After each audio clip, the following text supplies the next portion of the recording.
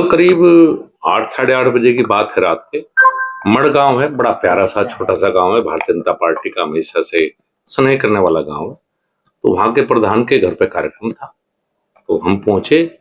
पहुंचने के बाद मैं तो घर के अंदर चला गया जहां मीटिंग थी। बाहर एकदम से कुछ नवयुवक आए, मास्क पहने हुए थे और मुंह पे कपड़ा लपेटा हुआ था। तो पहले गाड़ियों पे लाठी डंडों से हमला किया और उसके बाद कुछ घरों से इंटरलॉक टाइलों से पथराव शुरू हुआ। तो सबने मुझे कहा बाहर चलिए, मैंने शोर सुनते। तो जब मैं बाहर निकला और गाड़ी में मुझे बैठाया गया, क्योंकि सुरक्षा कर्मी थे, उन्हें गाड़ी में बैठाया, तो ऐसा लग रहा था कि जैसा जंग का मैदान हो। ऊपर से छतों से बहुत बड़ी बड़ी इंटरलॉक टाइल्स। तो करीब 15-20 गाड़ियां क्षतिग्रस्त हुई। काफी जो युवा साथ थे उनको चोट लगी। भगवान का शुक्र है कि जितनी बड़ी वो ईंटें और टाइल्स थी कि किसी बच्चे के सिर पे नहीं लगी। मैं तो इसे भगवान का ही आशीर्वाद कहूंगा कि किसी के हाथ में लगी, किसी के पैर में लगी।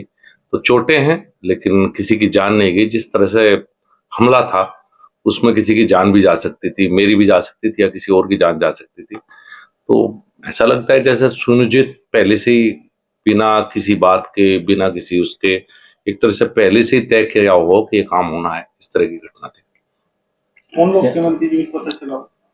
ये तो पता नहीं लगा, युवा थे यही बताया गया मुझे, चूंकि मैं अंदर था उस समय, मैं तो सबको नहीं देख पाया, मैं अंदर था।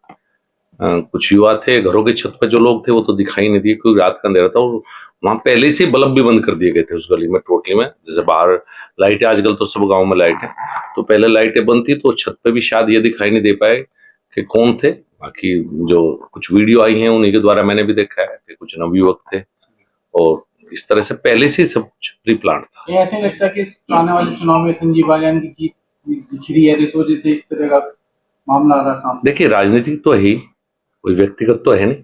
व्यक्तिगत चुनाव चल रहा है, व्यक्तिगत किसी से कुछ है नहीं। जो भी है ये हमला पूर्ण तरह से सुनियोजित है, पहले से तय करवाया गया था, सब प्री प्लान था। किसके घर की छत पे इंटरलॉक नहीं टाइल्स मिलेंगी? गाड़ियां भरी हुई इंटरलॉक टाइल्स से, जो ऊपर से पथराव किया। पूर्व विधायक विक्रम सैनी की गाड़ी पूरी तरह टूट गई। ईश्वर का आशीर्वाद है वो मेरी गाड़ी में बैठ गए। अगर वो अपनी गाड़ी में बैठते तो पता नहीं उस समय परिस्थितियों में क्या होता, जिस तरह के हालात उस समय पर वहां पैदा हुई, जो भगदड़ वहां थी। तो घरों की छत पर इंटरलॉक टाइल कभी नहीं होती, नई टाइल्स वो खरीद के पहले से ही घर की छत पर रखी गई थी। नई उम्र के लड़कों के हाथ में किताब होनी चाहिए थी, उनके हाथ में पढ़कर दे दिए गए। देखिए, मैं जो आपने कहा, मैं भी इस बात से चिंतित हूं कि हमारे युवाओं को किसी न किसी बात पर दिग्भ्रमित किया जा रहा है और यही कारण है कि हमारी तरफ से अभी तक इसमें कोई रिपोर्ट दर्ज नहीं हुई है। चूंकि कोई भी युवा है, मैं नहीं चाहता कि उसके मुकदमों के द्वारा उसका वो हो सकता है किसी ने उनको भड़काया हो। वो पुलिस जांच का विषय है, पुलिस अपने आप करेगी। मेरी तरफ से कोई कार्रवाई के लिए पुलिस को नहीं कहा गया है, वो पुलिस जांच का विषय है। हाँ, ये जरूर मैं चाहूंगा कि पुलिस जांच करके जरूर निकाल ले कि इसके पीछे षड्यंत्रकारी कौन है। बच्चों की कोई दिक्कत नहीं है, बच्चे तो सबके ही हैं और बच्चे कहीं ना कहीं किसी बात पे आप कई बार बच्चों को भड़का देते हैं, लेकिन मुख्य षड्यंत्रकारी इस भूमिका में कौन था वो पुलिस जांच करके शायद निकालेगी। तार जुड़ जाते हैं, निकल जाते हैं, पुलिस से जांच का विषय।